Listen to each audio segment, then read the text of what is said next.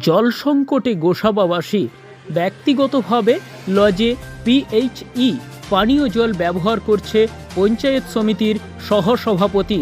অভিযোগ করলেন পঞ্চায়েত প্রধান।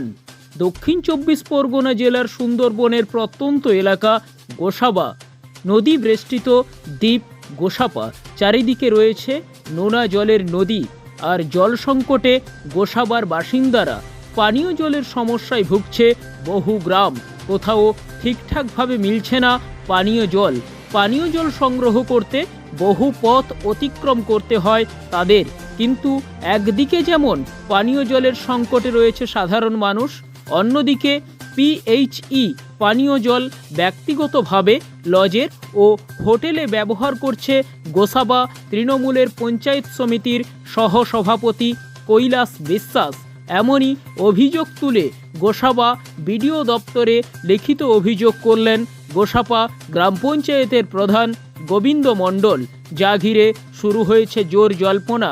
এভাবে ক্ষমতার অপব্যবহার করে জোরপূর্বক সাধারণ মানুষের পানীয় জল নিজের ব্যক্তিগত ব্যবসার ক্ষেত্রে ব্যবহার করছে, এমনটাই অভিযোগ তুললেন বিরোধীরাও। জলের সমস্যা বলতে আমাদের এখানে যে ট্যাপ আছে, ট্যাপগুলো আমাদের জল আসছে না। মানে এই পাখিরালা এলাকাটা পুরো জলের মানে সমস্যা। মানে যে সরকারি যে পিএইচই যে জল, সে জল আসে না? না, জল আসে বলতে খুব কম। মানে হয়তো টাইমে গেলে হয়তো ২-১ কলসি কেউ পেলো, নাহলে পেলো না, নাহলে অনেক দূর থেকে মানে উত্তম মোড়ের ওপার থেকে জল আনতে হয়। প্রচুর জল সংকট, জলের সংকট। কতটা সমস্যা হয় আপনাদের? অনেক সমস্যা। মানে আমরা বিকেল ৪টেয় গেলেও জল পাই না। তারপরে সারাদিন যে কারেন্ট থাকে তবু জল থাকে না, তবু আমাদের জল অনেক দূর থেকে আনতে হয়। না সে ওটা তো আমি বলতে পারবো না জলটা ব্যবহার করছে কিনা, তবু গোসাবার লাইনে থেকে তবু জল টল পায়, কিন্তু পাখিরালা এলাকায় কেউ জল পায়। জলের খুব সমস্যা হয়, খুব সমস্যা। আচ্ছা, আপনার নাম? আমার নাম দীপালি দাস। আমাদের পানীয় জলের সমস্যা বেশি। আমরা জল অনেকটা দূরিত্বে জল নিয়ে আসি, ঠিক টাইম ছেলেরা জল নিয়ে আসে, মেয়েরা আনতে পারে না। কত দূর থেকে যেতে হবে? অনেকটা দূর, ওইদিকে রুস্তুম মোড় জাতি হয়, আর এদিকে পাওনা মোড়ে জাতি হয়, সাইকেলে নিয়ে আসে। জলের সংকট রয়েছে। হ্যাঁ, খুব জল। মানে সরকারি যে ট্যাপ কলের জল, সেই জল পান আপনারা এখানকার? ওই জলটাই নিয়ে আসে। তো এখানকার আপনাদের বাড়ির আশপাশে কোনো জায়গা পান না? না, এখানে আমাদের ট্যাপ করা আছে, তো জল টল পাই না। পড়ে না? না, জলের সমস্যা প্রচুর হয়। জলের এই বিষয়ে কি সরকারি কোনো দপ্তরকে আপনারা জানিয়েছেন, প্রধান বা পঞ্চায়েত? হ্যাঁ, প্রধান পঞ্চায়েত তো বলে কি আমরা কি করব, আমরাও তো জল পাই না, এরকম বলে। বিশেষত গোসাবায় পানীয় জলের খুব সমস্যা। আচ্ছা, এটা নিয়ে আমরা যখন পিএইচইতে বারবার দরবার করছি, তখন পিএইচই দপ্তর থেকেই খবর এলো আমাদের কাছে যে কৈলাসবাবুর ওখানে জলের লাইন নিয়ে তার ব্যক্তিগত ব্যবসার কাজে ব্যবহার করা হচ্ছে, তার হোটেল ব্যবসার কাজে।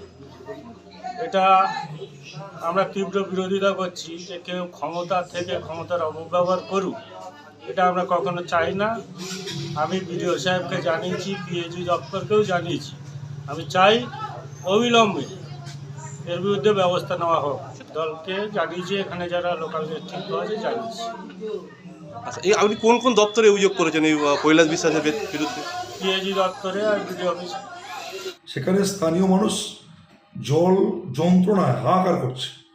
আমাদের প্রধানমন্ত্রী নরেন্দ্র মোদীজি প্রতিশ্রুতি দিয়েছিলেন প্রত্যেকটা বাড়িতে আজকে পাইপ লাইনের মাধ্যমে পানীয় জল যাবে, কিন্তু যে পরিশুদ্ধ পানীয় জলের ব্যবস্থাটা গোসাবা ব্লকে হয়েছে, সেখানে তৃণমূল কংগ্রেসের সহসভাপতি কৈলাস বিশ্বাসের হোটেলে সেই জলটা ইউজ হচ্ছে, অথচ গ্রামবাসীরা জল যন্ত্রণায় ছটফট করছে। জল জীবন, সেই জল যন্ত্রণা আজকে তারা হাহাকার করছে। আর তৃণমূল কংগ্রেসের নেতারা, সহসভাপতি সহ একাধিক ব্যক্তিত্বের বাড়িতে আজকে পানীয় জলের সুব্যবস্থা রয়েছে। জলটাকে তারা কাটমানির বিনিময়ে তারা লক্ষ লক্ষ টাকা ইনকাম করছে। গোসাবা বিধানসভা আজকের আইনের শাসন নেই, শাসকের আইন কায়েম চলছে, জনগণের উপর অত্যাচার করে তারা আজকে পিছিয়ে মারার একটা পরিকল্পনা করছে।